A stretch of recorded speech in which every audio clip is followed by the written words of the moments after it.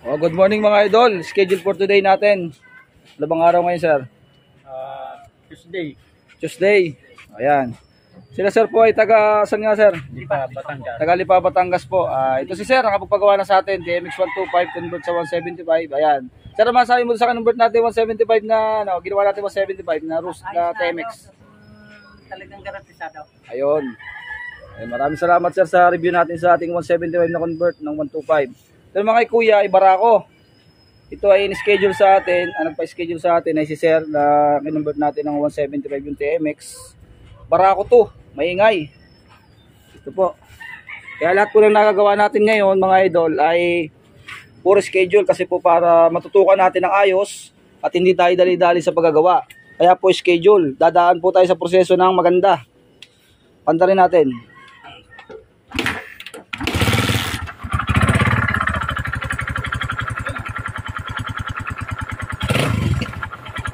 Kung kala mo may ano din, may umiingay sa loob, may barya. Yan.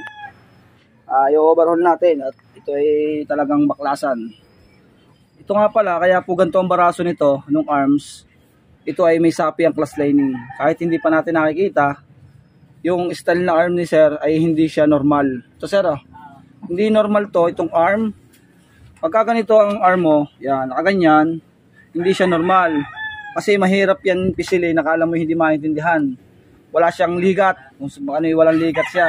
Kasi nagsapi kayo ng class lining, siguro, ay meron kasing paniniwala na pag nasapian, lalakas. Ang problema, yung pinaglalagyan, mauubos. Depende. Kaya kung gusto mo ibalik sa stock, ibabalik natin. Pero kung wala ka naman nararamdaman dyan, yan na ulit. Kaya pag may nasira dyan sa susunod sa clutch, huwag mong sisihin. Kasi yan pa rin. Ano? Yun. Kasi ito mga idol, hindi kasi normal to. Kaya nagkakaganito yung arm. Ayan ay nagsapi ng class lining. 5, ginawang 6. Tapos pwede naman siya bumalik sa dati. Kung halimbawa gawin nyo siyang 6, dapat naglagay ng washer sa tuser. Para ito ay bumalik sa dati dito. Kaya mamaya, para gumanda itong arm, lalagyan natin ng washer. Papaganyan sa kabila. Para gumanda ito, hindi ito ubos na ubos ang adjust. Yan o. Papantay dito. Opo, dito. Para po pagpisil, para siyang normal kahit may sapi. Yon. Yun po yan. Pero kung wala naman siya nararamdaman sa class at okay, yan pa rin ang gagamitin natin. Basta kung masira sa susunod, yan pa rin. Kasi meron kasing pag nasira, ikaw sisihin, bakit hindi pa pinapalitan tapos ganyan. Ano? Ano yung maganda? Yun. Okay. Sige po. Okay mga idol, kaya tayo ay nagpapaliwanag para mas maganda. Ayun yun. Kasi pag sinabi ng may-ari, yan na muna. Ang paggawa natin dyan ay yung sa connecting rod lang, hindi dun sa ano. Yun. Yun po yun. Para ano. Sige mga idol, kalasin natin. Ayun mga idol, nakalasan natin. Pag po kumatok ang motor, ang connecting rod, lagi pong nakakatama dyan ay black. Yan nga, may gas-gas nga, laki. O guhit. Yan o. Tapos may tama din yung dalawang pisngi ng piston. Yung pisngi ng piston may tama.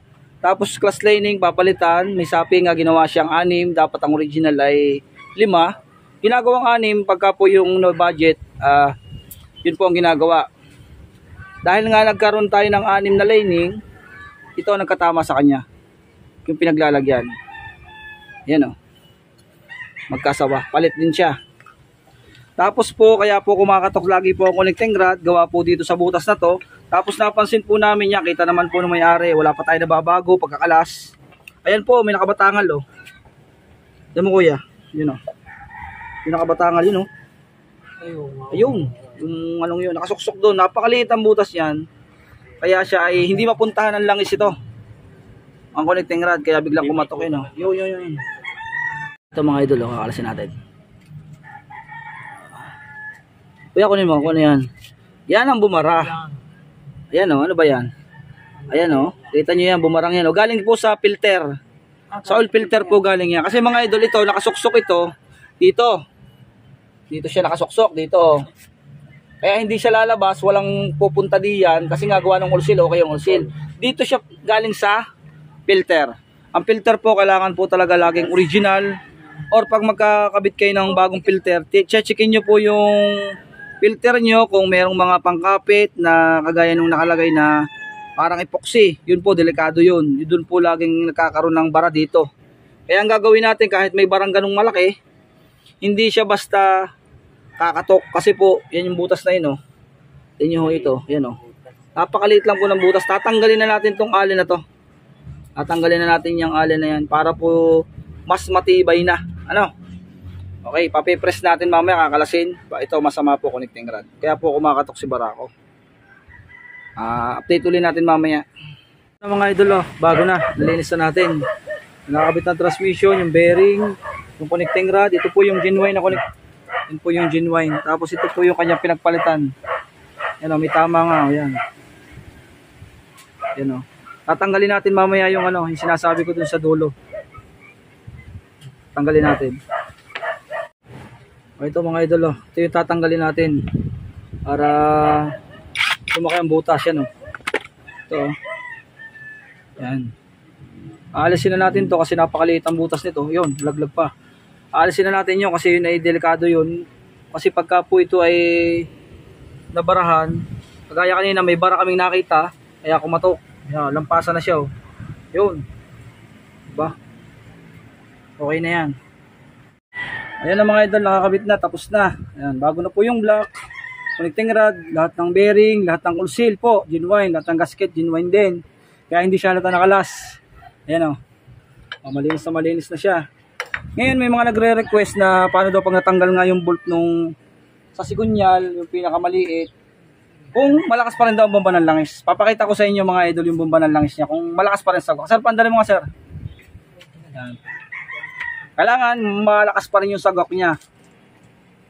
Kung hindi ba nabawasan yung Rusin mo ha. Ayan, oh. Ayan, oh. Okay, reverse mo yan.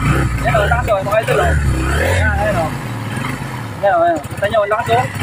Okay na, kaya. Okay na. Ayan, oh. Yan. Malakas pa rin po ang bomba ng langis mga idol pagka tinanggal natin yon. Hindi po mababawasan yung lakas niya dito sa ibabaw para masira yung mga camshaft natin, yung rocker arm. Mas maganda po talaga yung kahit mabarahan ng konti, andun pa rin yung langis na pumapasok. Kasi yung filter naman natin, malambot naman yun, hindi naman yun makakalo sa bearing. Yung sa mismong pin, yung ganito. Ayan, yung ganito, yung makasangat yung filter kung masira, pumasok kung sa loob. Hindi man basta masisira to. Kaya lang naman to nasira, humina yung bomba ng langis. Siyempre may batangal nga, kita na naman ni sir kaninang nakabatangal nga, tinanggal pa namin. Yun. Doon po nagmumula yung pagkatok ng mga motor. Tapos isa pa, yung mga hindi nagpapalit ng langis, matagal, sobrang itim. Yan, hindi na po namin maintenance. Ayan mga sir, shoutout po ng marami sa inyo. Tapos na yung project natin. Maraming salamat po from Lipa City. Ayan, shoutout po ng marami sa inyo. Ayan, God bless po. Okay mga idol, tapos na.